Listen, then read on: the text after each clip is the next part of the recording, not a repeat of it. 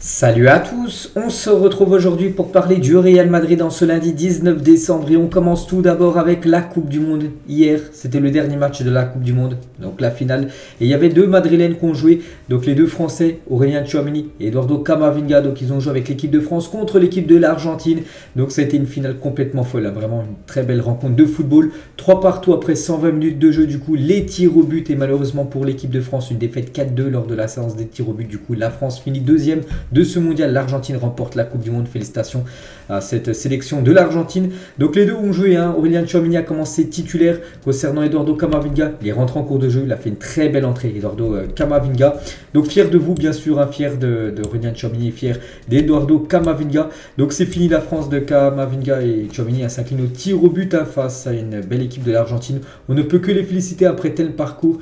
À leur si jeune âge, ils reviendront encore plus fort. C'est vrai qu'il faut passer par la défaite pour connaître la victoire. Vous en aurez d'autres, les gars. On vous aime tout simplement. Voilà, ces deux joueurs français qui sont très très jeunes. C'est l'avenir, bien sûr, du côté du Real Madrid. Ils ont fait une très belle Coupe du Monde par rapport au temps de jeu que Deschamps leur a proposé. Concernant Aurélien Tchouaméni, il a commencé titulaire. Bon, ça a été compliqué, ça, qu'il a fait un beau mondial, mais sur la finale hier, il n'a pas été super bon, on va dire, Aurélien Tchouaméni. Enfin, surtout le début de match, jusqu'à la 80e à peu près, où l'équipe de France n'a pas existé. Après, ça a été mieux grâce à Kylian Mbappé qui a su remettre la France dans le bon chemin, on va dire. Et concernant Aurélien Tchouaméni, il a été tireur lors de la séance des tirs au but, malheureusement. Et quand même, il n'a pas réussi à cadrer. Normalement, un penalty, ça doit se cadrer.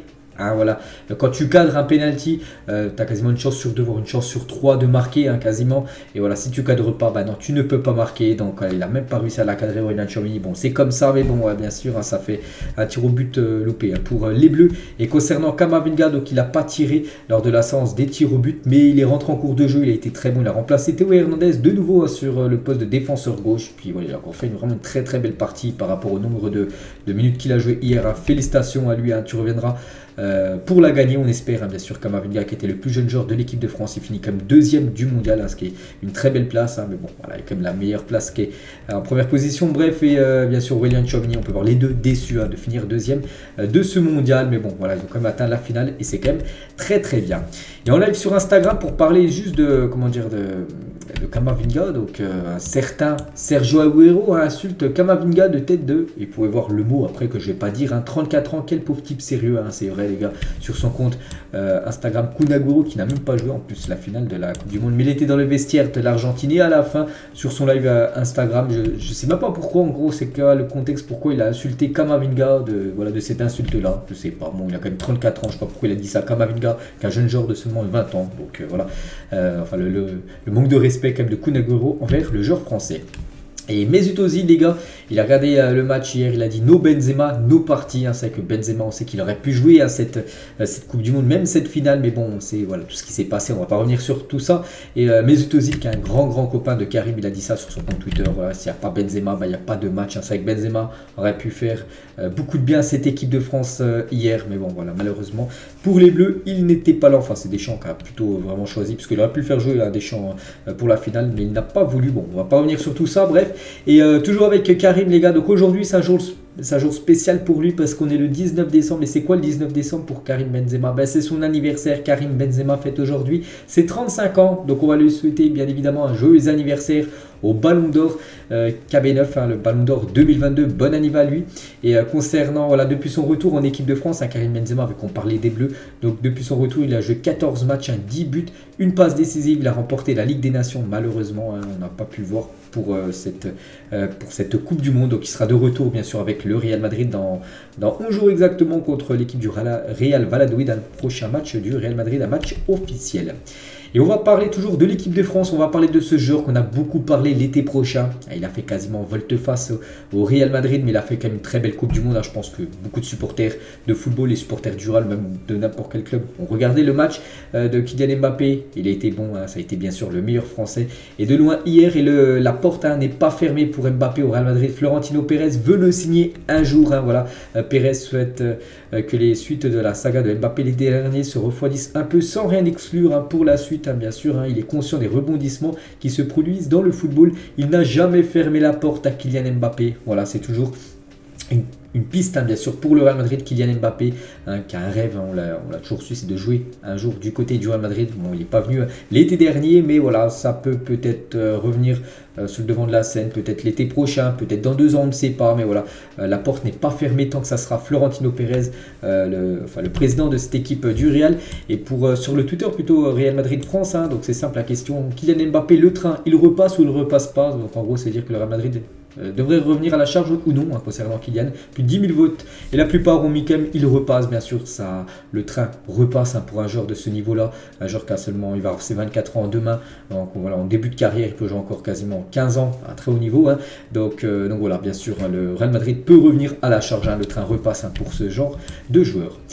Bon, toujours avec la Coupe du Monde, c'est les dernières infos de la Coupe du Monde. Après, voilà, ça sera vraiment 100% sur le Real Madrid, parce que là, c'était la trêve. Voilà, enfin, Coupe du Monde. Bref, on va parler aussi de Luka Modric. Luka Modric, il a joué avant-hier, on a parlé hier, qu'il avait gagné le match de la 3e place. Et donc, il est 3e de ce mondial avec la Croatie. Il est aussi 3e par rapport aux meilleurs joueurs. Il finit derrière Léo Messi qui remporte le prix du meilleur joueur du mondial devant Mbappé 2e. Et du coup, Luka Modric, 3e meilleur joueur du mondial. Félicitations à lui. N'oubliez pas qu'il avait été élu numéro 1 du mondial 2018, c'est lui qui avait reçu cette distinction, puis là il est 3e. Donc toujours sur le podium, le légendaire Luka Modric, il ne descend pas en régime. Donc voilà, incroyable bien sûr. Nous allons dans ce jeu, Ray Modric et Amrabat ont changé les maillots à la fin du match samedi entre l'équipe marocaine et l'équipe croate. Et l'équipe de la Croatie, donc c'était samedi le match contre le Maroc, donc ils ont gagné. Et hier, c'était de retour en Croatie, voilà, pour revenir au pays, tout simplement. Puis ils ont pu voilà, rencontrer leurs fans, donc il y avait beaucoup de monde, voilà, bien sûr. Donc ça là, c'était pas le même temps, bien sûr. On peut voir là, ils étaient en bonnet avec les grosses doudounes, alors qu'au Qatar, ils étaient bien sûr en short claquettes, parce que là, en Croatie, c'est l'hiver et voilà quelques photos bien sûr dans les rues avec le bus croate par rapport à cette 3e place quand même obtenue lors de ce mondial.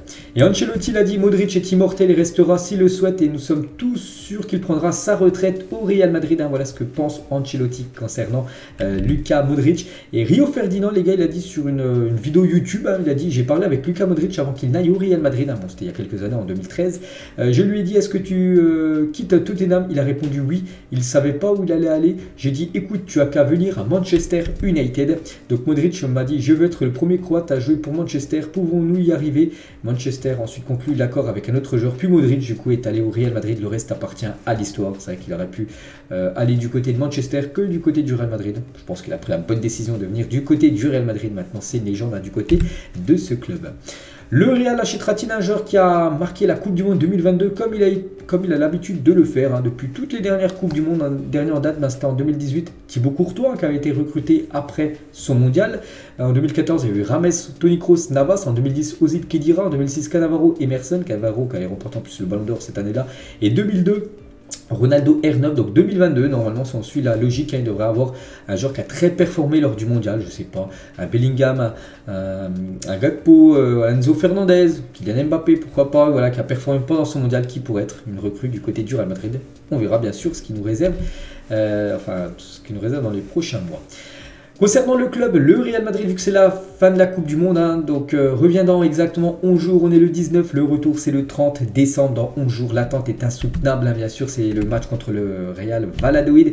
Quelques photos de l'entraînement du jour, Toni Kroos avec les présents à l'entraînement, David Alaba, on peut voir aussi Fede Valverde ou même bien sûr Karim Benzema ou même Thibaut Courtois.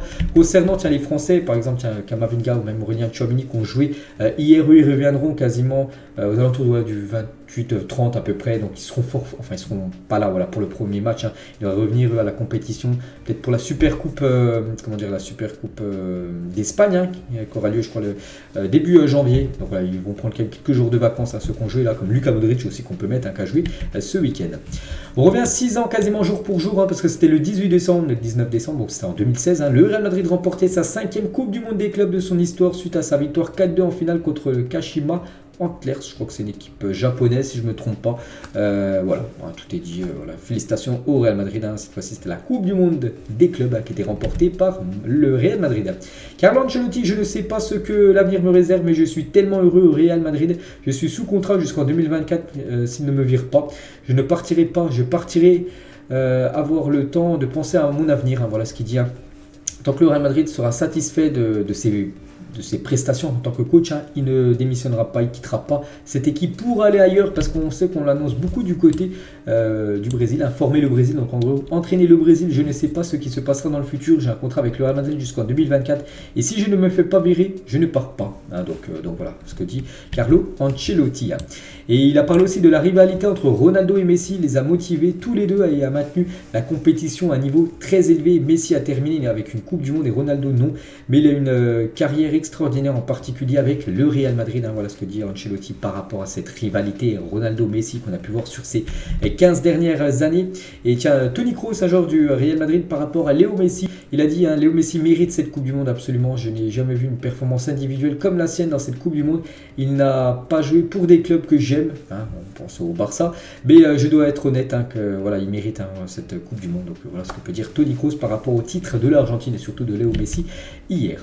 Le maillot d'avant-match du Real Madrid qui sera porté pour la deuxième partie de saison, voilà, pour le 30 décembre, ce sera la deuxième partie de saison, puis ça sera ce maillot qui sera porté pour les avant-matchs. Et on finit les gars et on revient sur cette question, voilà, sur Mbappé, hein. Donc Kylian Mbappé, le train il repasse pas, donc là c'était les votes du Twitter Real Madrid France, mais maintenant j'aimerais avoir votre point de vue à vous. Est-ce que pour vous le Real Madrid doit revenir à la charge concernant Kylian Mbappé, potentiellement sur un recrutement bien sûr? Après je vous parle de l'été, ce ne sera pas cet hiver, mais l'été 2023, l'été 2024, est-ce que en gros le Real Madrid doit se repositionner sur Kylian dans le futur? Soit oui, soit non. N'hésitez pas à interagir en commentaire. Donc voilà les gars, la fin de cet épisode, j'espère que ça vous a plu. On se retrouve un peu plus tard dans la journée aux alentours des 18 h concernant le Barça, concernant le Real Madrid. On se retrouve demain aux alentours des 14 h. Bonne journée à vous et à aujourd'hui ou à demain.